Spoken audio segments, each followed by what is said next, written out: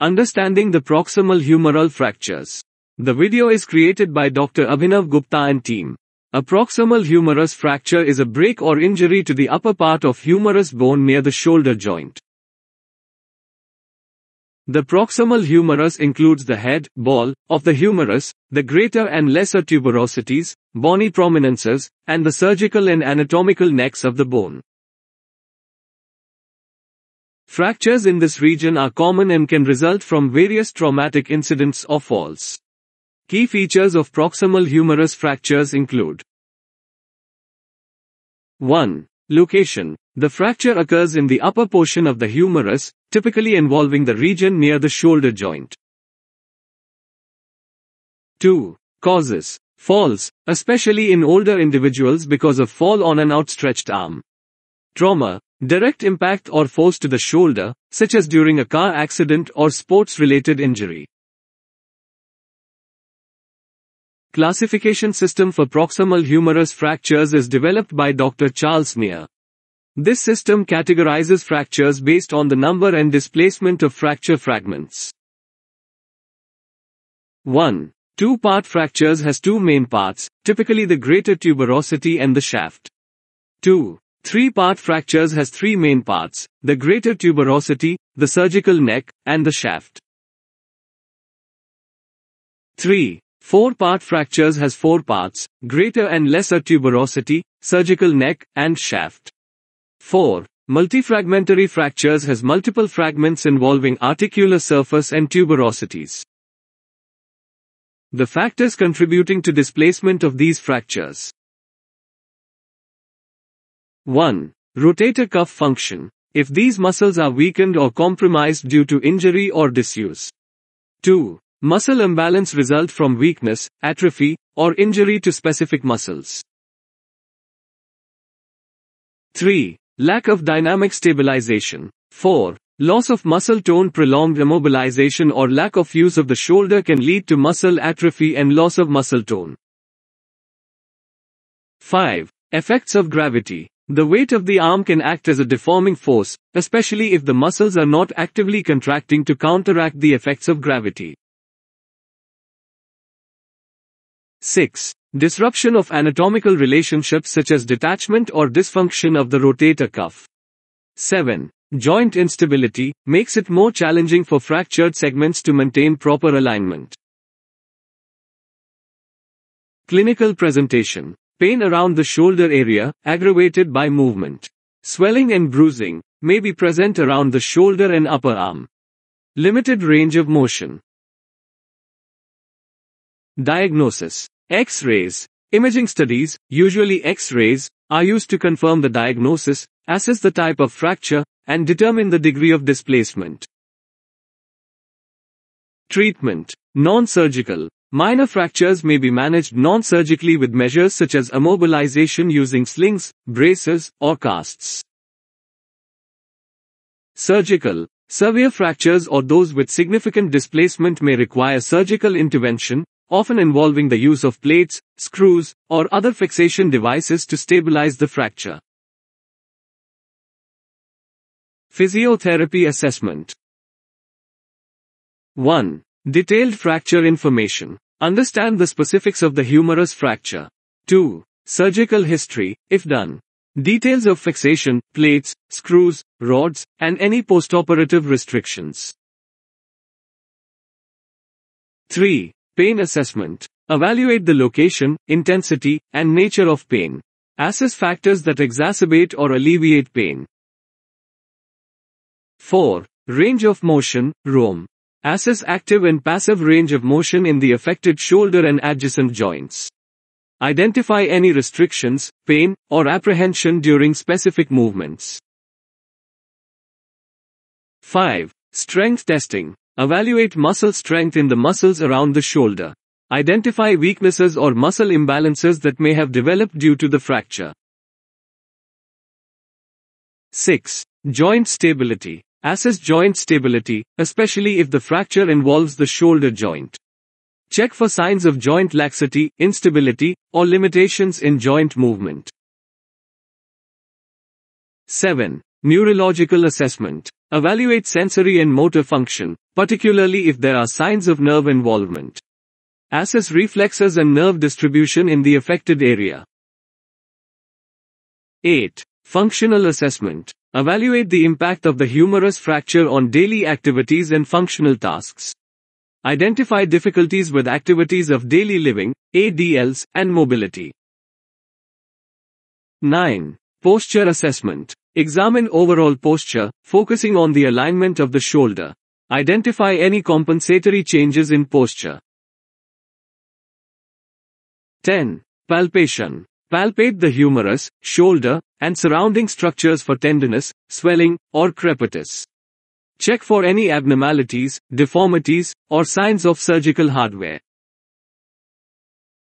11. Imaging review. Review radiographic images to understand the current status of the fracture, alignment, and healing progress.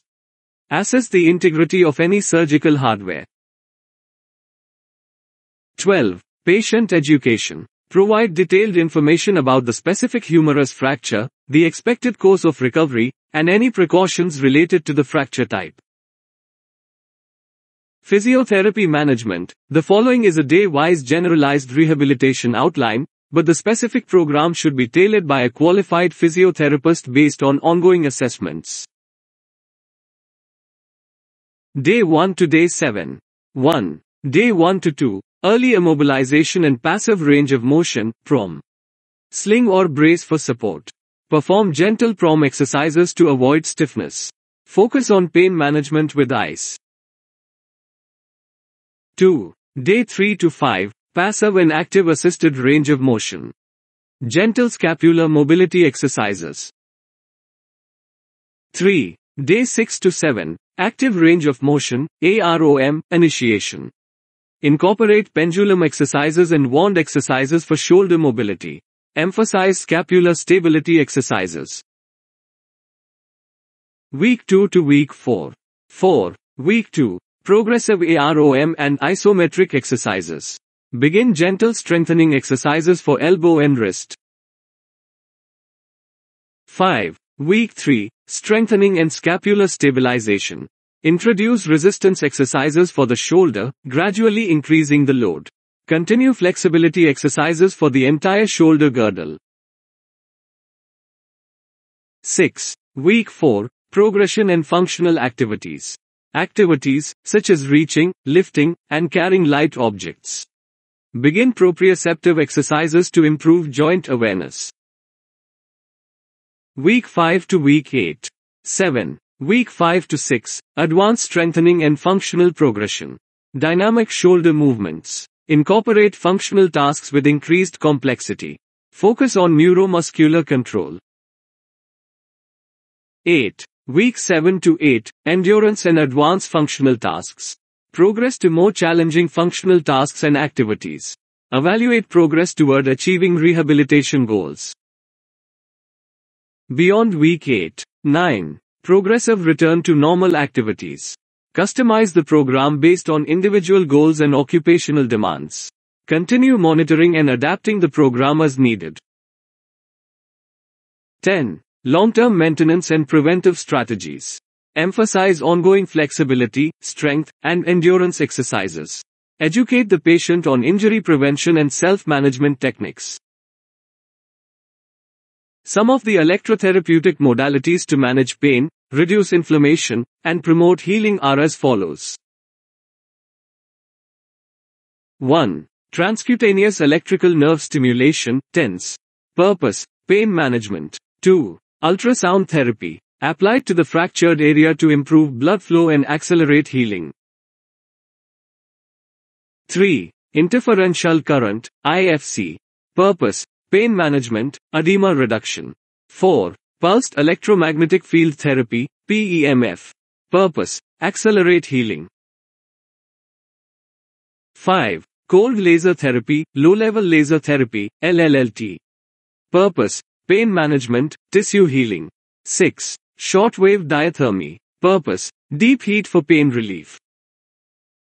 7. Compression therapy. Purpose, edema reduction. 8. Iontophoresis. Purpose, drug delivery for pain management. It's crucial to note that the application of these modalities should be based on the individual patient's needs, the stage of fracture healing, and the guidance of a qualified healthcare professional. Common complications of proximal humerus fracture. 1. Malunion. Improper alignment of fractured bone ends during the healing process. Consequence may lead to altered joint mechanics, limited range of motion, and functional impairment. 2. Non-union. Failure of the fractured bone to heal within the expected time frame. Consequence: persistent pain, instability, and the need for additional interventions such as surgery. 3. Avascular necrosis. Loss of blood supply to the humeral head, leading to bone death. Consequence: altered joint integrity, collapse of the humeral head, and degenerative changes.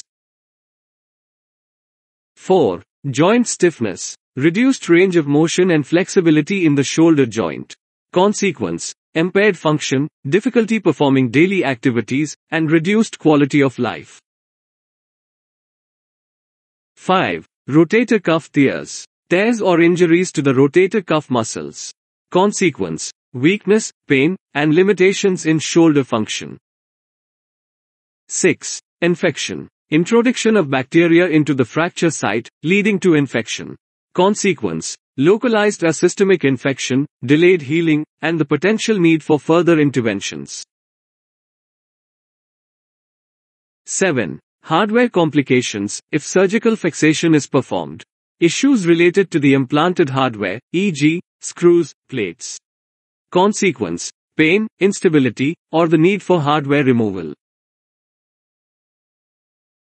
8. Heterotopic ossification. Formation of bone in soft tissues where bone does not normally exist.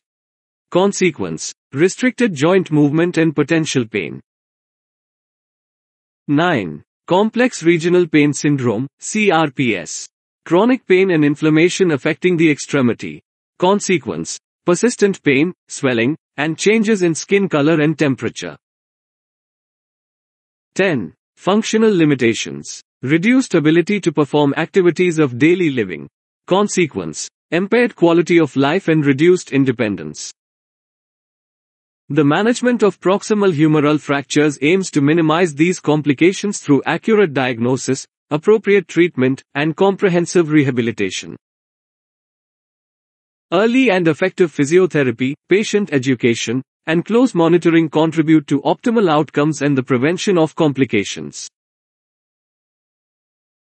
Vote of thanks. Thank you for watching our video. We hope this information has been valuable to you. If you have any further questions or concerns, please consult our team for personalized advice.